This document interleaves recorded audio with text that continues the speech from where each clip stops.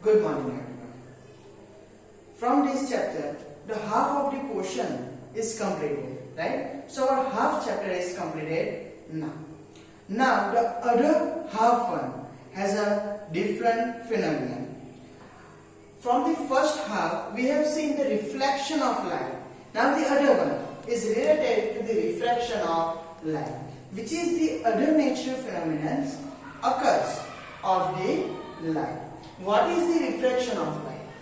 When a ray of light traveling obliquely from one transparent medium to the another one. Generally, if this medium is oblique, then the ray cannot pass from it, right? But if the medium is transparent, then easily ray can be passes from it, right? But when it travels from one transparent medium to the another one, like air to the water, air to the glass, water to the glass, during that time, the direction of propagation of light changes, which is known as refraction of light.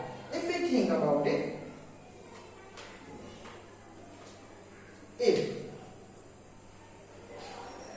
here it is the interface of two medium, right? Here it is the one transparent medium, here it is the one transparent medium, a medium 1. If we take it as a F, the second medium, take it as a water, and here it is the interface, means the upper part of water. We just decided the other half is air and the downward portion is a water. So here is the interface between air and water. When a ray of light just incident obliquely on it, the direction of propagation is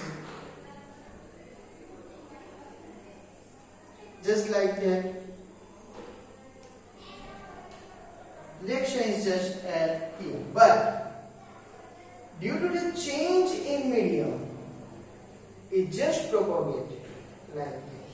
So the direction of propagation is changed, which is known as refraction of light.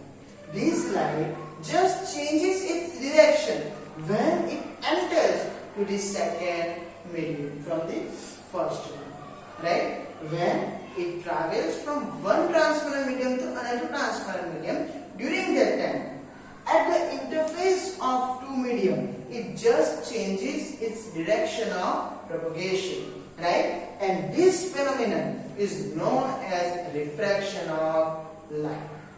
Okay, generally it can be reflected in this direction and also can be reflected in this direction. Okay, it is also the change in direction. Why I am taking this direction? It depends on the pair of medium. It depends on the pair of medium. Here it is a rarer medium, and here it is denser medium. If light is passes from rarer to the denser medium, during that time it just propagate, or it just changes its direction like that. It comes nearer to the normal or towards the normal. And if it just goes from denser to the rarer, then it goes away from the normal like that. If here it is air and water, then comes like that. But if water is in upper part, air is at here, means water is denser, and here it is rarer medium, right? During that time, when the ray of light comes like that, and it just changes its reaction like that. So if the ray of light is passing from rarer to the denser medium, it just comes towards the normal, and if it travels from denser to the rarer medium, then it just goes away from the normal, right? it just goes away from the normal. Understand? So here it is the thing, a refraction, right? It can be change its direction in both the way, right? It can comes near to the normal or go away from the normal, depends on the pair of medium, or depends on the from which medium to which medium this light is propagated. If it travels from rarer to the denser, it comes nearer to the normal, and if it goes from denser to the rarer, it just goes away from the normal. Main thing is that it always change its direction of propagation when it travels from one transparent medium to the another transparent medium. So here it is a refraction of light. Now, next topic is law of refraction.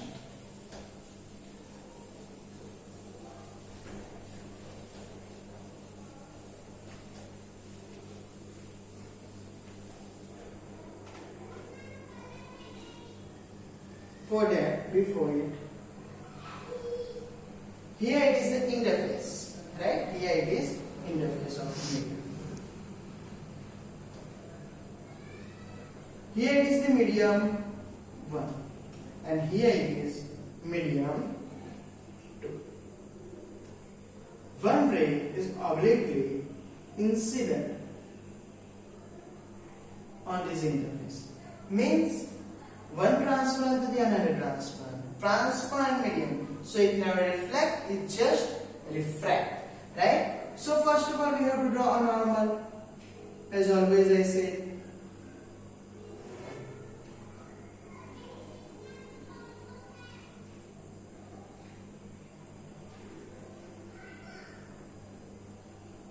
So here it is normal. Here it is incident ray, and actual propagation should be like that,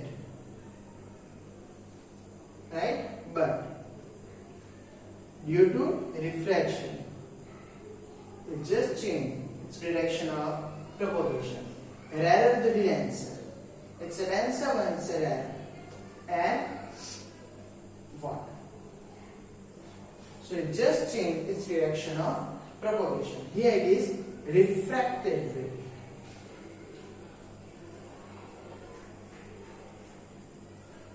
Not only that, you know that it's called incidence angle, angle of incidence, and here it is angle of refraction or refracted angle, right? So theta I is angle of incidence, angle made between incident ray and the normal, right? And theta I, angle of refraction. All angles should be made between normal and the ray, right? Now, what are the laws? There is two laws, as we have seen in law of reflection, right? But as you can see here, these angles are not same, right? Because it just changed its propagation, right? So this angle can't be same as in a reflection occurs, right? So the first law is not at here. This one is not followed at first law of reflection, right? Now the second one. Second one is followed by that one also, right? So at here for the reflection, the first law is same as that of second law of reflection. What is that? It's an incident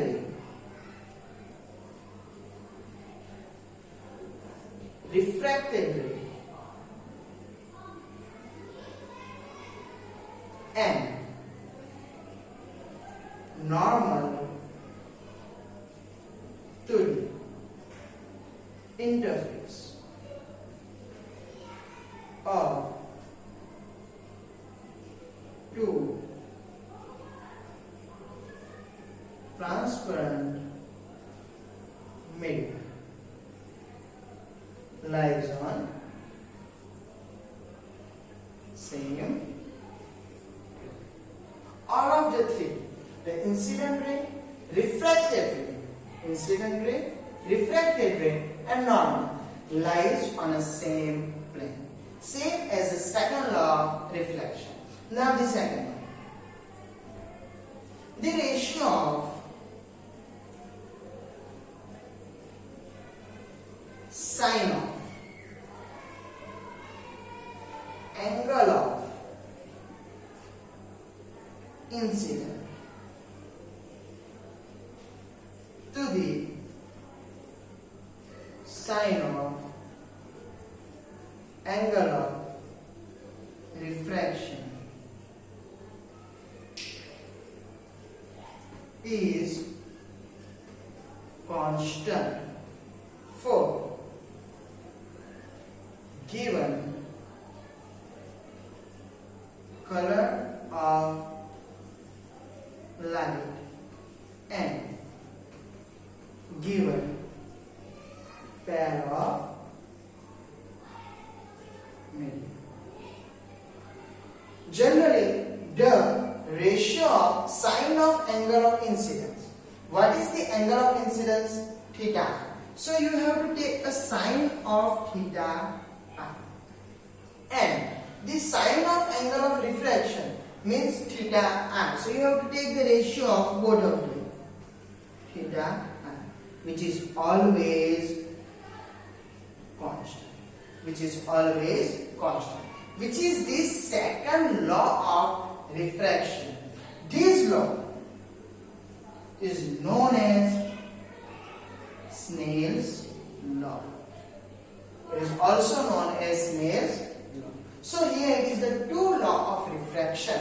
The first one, incident ray, refracted ray, and normal to the interface of two transparent media lies on a same plane. And the second one, the ratio of sine of angle of incidence. The ratio of sine of angle of incidence. Ratio. The sine of angle of refraction. Sine of angle of refraction. Take the ratio of it, then it becomes constant. For given color of light and the given pair of medium, it is not always follow this rule. It only follow due in some given color and the given pair of medium, right? You can't take any pair and any color of light to follow this law.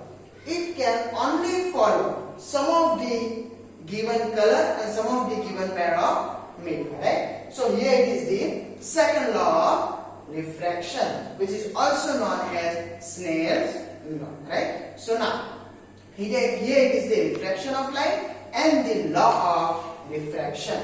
Another one we'll see in another lecture.